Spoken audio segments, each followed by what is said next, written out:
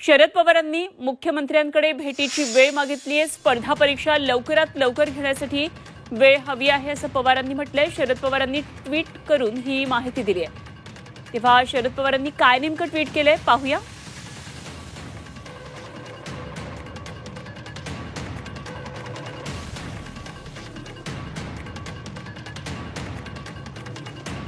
शरद पवार यांनी म्हटलंय, स्पर्धा परीक्षेत होणारा विलंब, विद्यार्थ्यांमध्ये झालेला असंतोष यात मार्ग काढणं गरजेचे। विद्यार्थी आंदोलनाच्या पार्श्वभूमीवर त्यांच्या रास्त मागण्या पूर्ण होण्यासाठी तसंच स्पर्धा परीक्षा लवकरात लवकर घेण्यासाठी राज्याचे माननीय मुख्यमंत्री एकनाथ शिंदेंना पत्र लिहून भेटीची मागणी केली आहे।